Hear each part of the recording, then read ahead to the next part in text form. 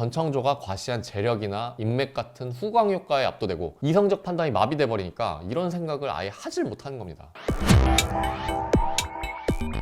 지금 IM 실내에어 이 밈이 아주 난리죠. 분명히 지금까지 밝혀진 범죄 사실만 정리해놓고 보면 상당히 심각한 사안인데요. 이게 전청조 씨의 저 IM 실내 이 밈이나 각종 허술한 사기 행각들이 부각되면서 사안이 약간 희화되고 있는 면도 있습니다. 사기 사건 중에서도 워낙에 그림이 특이하기도 하고 트랜스젠더, 유명 스포츠 스타 등등 흥미로운 요소들이 많다 보니까 외신에서도 많이들 다루고 있다고 하네요. 그런데 지금 이게 웃을 사건만은 아닌 게 피해 규모도 지금까지 밝혀진 피해자만 15명, 피해액은 19억 원이 넘는다고 하죠. 어쩌면 아직까지 드러나지 않은 피해자들도 더 있을지 모르는 상황입니다. 하지만 언론 기사들 댓글들을 보면 많은 분들이 이 피해의 심각성에 대해서 생각하기보다는 이런 걸 왜 속냐, 말이 되냐, 이런 조롱성 반응들이 많고요. 남현희 씨를 포함한 몇몇 관련자들에 대해서는 그들 자신도 피해자라고 하는 본인들 주장과는 달리 공범이 아니냐, 전청조가 사기칠 수 있게 판을 깔아준 거 아니냐, 전청조가 편취한 돈을 같이 향유한 거 아니냐, 이런 허접한 거짓말을 어떻게 몰랐을 수 있냐, 이런 의혹들도 제기되는 상황입니다. 이런 여러 의혹들에 대해서는 이제 경찰에서 자세한 수사가 이루어질 테니까 그 수사 결과를 보면 되겠죠. 다만 이 시점에서 우리는 이 사건을 통해서 이런 황당한 사기를 당하지 않으려면 어떤 점을 생각해야 되고 주의해야 되는가, 이런 교훈을 얻어야 할 겁니다. 이게 여러 사람들이 말하는 대로 진짜 허술하고 웃긴 면들이 많긴 한데요. 또 한편으로 보면 상당히 많은 사기 사건들이 이 사건과 본질적으로는 동일한 면이 많습니다. 다만 이 전청조 건이 좀 더 극단적이고 황당한 성격이 강해서 유독 희화화된 것 뿐이죠. 그러니까 약간 극단적으로 전형적인 사기 케이스라고나 할까요?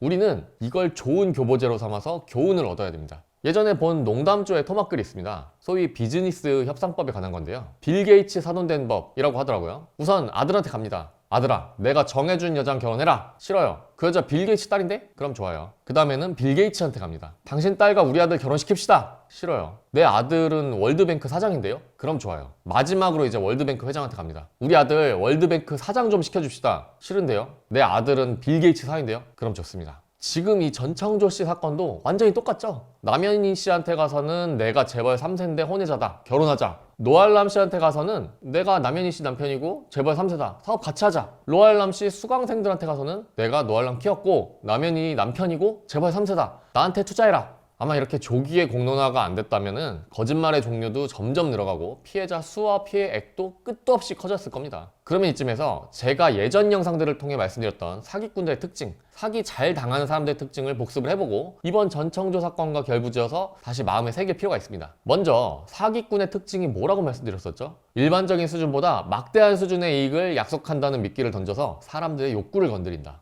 내 재력이나 유명인들과의 인맥을 과시한다. 잘 모르던 사람한테 접근해서 불특정 다수를 상대로 사기친 경우가 많다. 이런 것들이 있다고 했죠? 그럼 이런 사기꾼들한테 안 당하려면 평소 어떤 생각을 가지고 있어야 된다고 말씀드렸었죠? 바로 역지사지의 마음입니다. 내가 상대방이라면 과연 나 같은 사람한테 이렇게 좋은 걸 해주려고 할까? 또는 이 사람이 나한테 이런 걸 해줄 이유가 과연 있을까? 이런 생각을 하셔야 되고요. 또 이번 전청조 사건 기사를 보는 우리들처럼 당사자가 아닌 제3자의 눈으로 보면 대부분의 사기 사건이 너무 객관적으로 잘 보이거든요. 속을 이유가 없어요. 너무 허술하고 황당한 건데도 당사자만 모르는 경우가 많아요. 그래서 어떻게 해라? 뭔가 이렇게 지나치게 파격적으로 좋은 제안을 받거나 하면 내가 스스로 면밀히 그걸 잘 살펴보는 것도 물론 중요하지만 혼란 결정해버리기 전에 주변 가족이나 친구들과 반드시 이 사안을 공유하고 상의해보는 시간을 가져라, 이렇게 말씀을 드렸었습니다. 이렇게 전청조가 자기 재력이나 인맥, 배경에 대해서 과시하거나 속인 것 외에 이제 투자금을 받을 때 속인 내용도 한번 살펴볼 필요가 있습니다.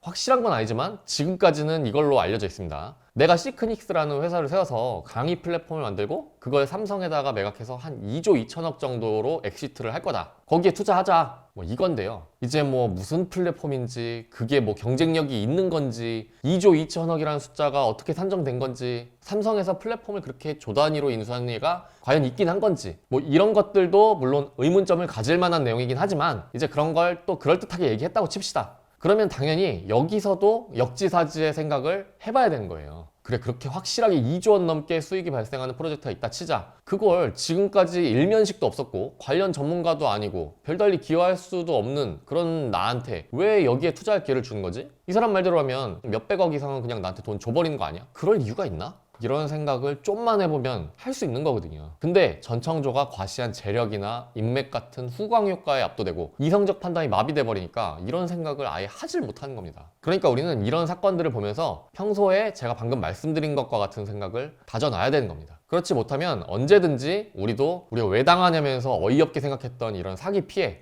얼마든지 당할 수도 있는 겁니다. 자, 그래서 오늘은 전청조 사기 사건을 살펴보면서 우리가 앞으로 이런 황당한 사기 사건에 당하거나 휘말리지 않으려면 평소에 어떤 생각을 가지고 있어야 되는지에 대해 알아봤습니다. 오늘 말씀드린 내용과 관련한 궁금증은 언제든 아래 댓글로 남겨주셔도 되고 댓글에 제 연락처를 적어 놓을 테니까요. 궁금증은 언제든지 전화주시면 자세히 알려드리겠습니다. 오늘 영상 여기까지고요. 다음 영상도 알찬 내용으로 찾아뵙겠습니다. 영상이 유익하셨다면 구독과 좋아요 부탁드립니다. 끝까지 봐주셔서 감사합니다.